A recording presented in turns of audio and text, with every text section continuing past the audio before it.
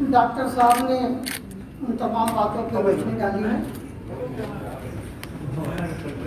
मैं उसमें इजाफा करते हुए यह बता दूं कि हम दोनों दल थोड़ा सा ऊपर करो, किसी दल में रह करके या वहां से हट करके हम लोगों ने निकाले जाने पर कोई पार्टी नहीं बनाई। परिस्थितियां थी, हालात थे, और हालात ने हमें सोचने के लिए मजबूर किया कि उस वक्त 60 साल हुए थे जब हम लोग मैदान में आए। बस इन 60 सालों में देश को, प्रदेश को, जनता को कहां तक पहुंचा दिया गया। बहुत अफसोस के साथ ये बात कहना पड़ता है कि 74 सालों में जिन भी पार्टियों ने हुकूमत की, उन तमाम लोगों ने मिल करके भी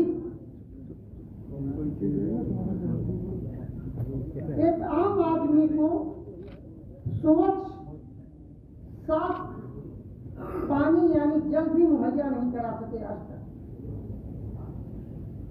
रोटी, कपड़ा और मकान जो मूलभूत चीजें हैं, स्वास्थ्य, शिक्षा, उसमें प्रदेश कहां पर है वो आपसे छुपा नहीं है। जो लोग युवाओं को ये नारा दे के आते कि हर साल करोड़ों नौकरियां देंगे, आप उनको भी देख रहे हैं। हम लोग लाइव चलाओ। आज डॉक्टर साहब ने जिस विकल्प की बात की है, आज सियासत, जात, बिरादरी, मजहब का नाम लेकर जन विरोधी काम कर रहे हैं। हम लोग आज इकट्ठा हुए हैं,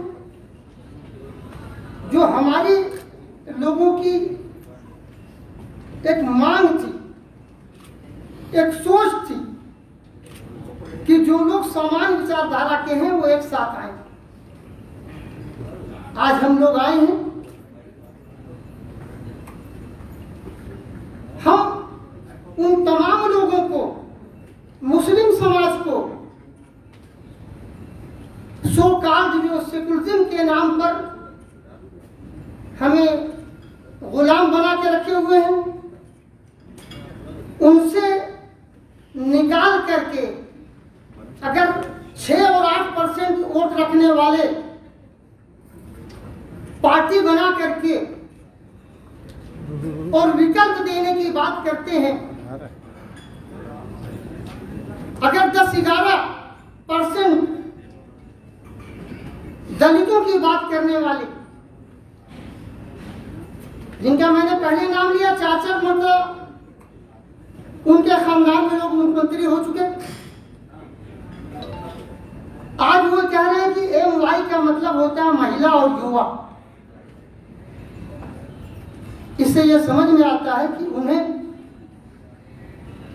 उनके नजदीक मुस्लिम समाज के वोटों की क्या हैसियत है।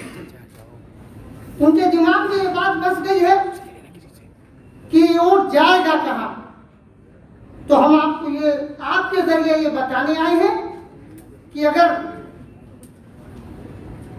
दलितों के नाम पर 10% वोट रखने वाले सोशल इंजीनियरिंग कर सकते हैं, 6% 8% वाले कर सकते हैं, तो 22.75% वोट रखने वाले इस प्रदेश में सोशल इंजीनियरिंग के जरिए विकल्प क्यों नहीं बन सकते। आज हम लोगों का ये गठबंधन उन तमाम पार्टियों के लिए एक चैलेंज होगा जिन्होंने अब तक जन विरोधी काम के अलावा कोई काम नहीं किया। रोजगार आप देख रहे हैं, बेरोजगारी बढ़ती जा रही है, लॉ एंड ऑर्डर आपसे छुपा नहीं है, जो बोल रहा है उसको चुप करा दिया जाता है। ऐसी सूरत में हम दोनों का एक स्वाभाविक हम साथ आए हैं, जनहित में हम दोनों मिलकर के काम करेंगे और हमें उम्मीद है इस दुआ के साथ कि ऊपर वाला हमें शक्ति दे कि हम इस प्रदेश को वाकई में उत्तम प्रदेश बना सकें। उन्हीं की बात हो रही है। मुझे लगता है मुस्लिम वोटों का बंटवारा और भाजपा का जीतना, जहां पीस पार्टी और उलमा काउंसिल और MIM नहीं है, वहां भी भाजपा पूरी मेजॉरिटी से जीतते आ रही है। इन तीनों दलों के पास इतना वोट नहीं है, बंटवारा इनमें नहीं हो रहा है, बल्कि जितने सेकुलर दल हैं वो मुस्लिम वोटों का असल बंटवारा कर रही हैं, सेकुलर वोटों का बंटवारा करके भाजपा को जिताने का काम कर रही हैं। अगर सारे सेकुलर दल मिल जाएं जो अपने को भाजपा के विरोधी कहते हैं, तो मैं समझता हूं कि मुस्लिम वोटों का भी बंटवारा नहीं होगा और सेकुलर वोटों का भी बंटवारा नहीं होगा। मगर एक बात बिल्कुल तय है कि इस प्रदेश के मुसलमानों को किसकी सरकार बननी, इसकी चिंता कम है, मगर इसकी ज्यादा है कि पीस पार्टी की नहीं, उलमा काउंसिल की नहीं, बल्कि मुसलमानों की और समाज के सभी कमजोर तबकों की सरकार में और सियासत में हिस्सेदारी होनी चाहिए।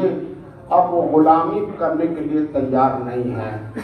इसलिए बिल्कुल साफ है कि सियासत और हुकूमत में हिस्सेदारी मुसलमान की भी हो और सारे पिछड़े समाज की हो और सारे दलित समाज की भी हो। इसलिए सरकार किसकी बनती है? भाजपा की बनती है, सपा की, कांग्रेस की, तो किसी का रवैया किसी से फर्क नहीं है। मुस्लिम समाज और समाज का कमजोर तबका सबसे आहत है।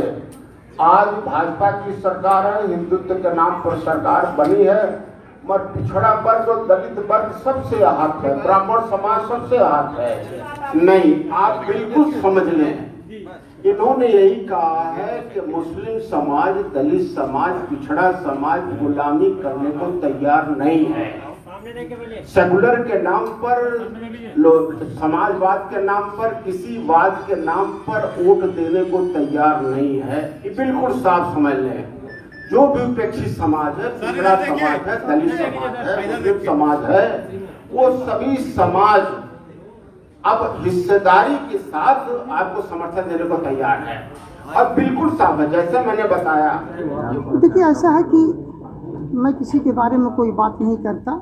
ये दो पार्टियों से आप बात कर रहे हैं, हम ज़मीन पे मौजूद हैं और हम लोग 14 साल से लगातार ज़मीन पे काम कर रहे हैं। लोगों के सुख दुख दर्द बिला तफरीक, जात, बिरादरी, मजहब, हर इंसान के, डॉक्टर साहब ने जैसा कि बताया कि मानवता के आधार पर राष्ट्रीय उलमा कौंसिल और पीस पार्टी लगातार काम कर रही है। ऐसे उसमें अगर कोई नया गठबंधन बना भी है तो मैं ये समझता हूँ कि उसका जनाधार पीस पार्टी और राष्ट्रीय उलमा कौंसिल के मुकाबले का नहीं है।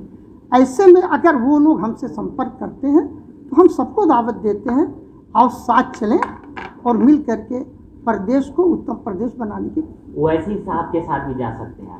देखिए, ओवैसी साहब के साथ हम नहीं जा सकते, ओवैसी साहब हमारे साथ आ सकते हैं। उसकी वजह यह है कि एक आदमी उस प्रदेश में आ रहा है। अगर हम हैदराबाद जाएंगे, तेलंगाना जाएंगे, तो हम तकरीबन उनको सन 9 से लगातार दावत दे रहे हैं कि आप इत्तेहादुल मुस्लिमीन, आपकी पार्टी का नाम है, तो आपको यहाँ की जो पार्टियां हैं उनके साथ मिलकर काम करना चाहिए। लेकिन सन 9 से आज तक हम कामयाब नहीं हो सके हैं।